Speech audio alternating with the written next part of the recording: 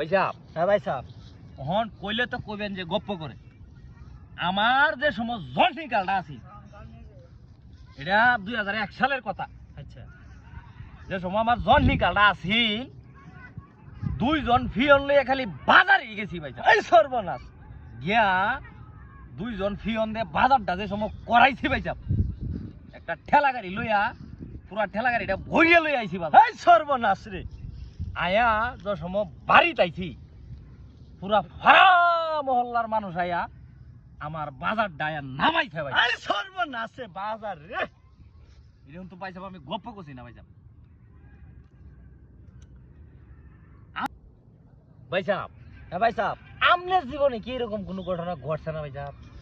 ভাই সাহেব আমার জন্যই কালে হ্যাঁ ভাই সাহেব। যেমন বাজারে গেছিলাম, হ্যাঁ ভাই সাহেব।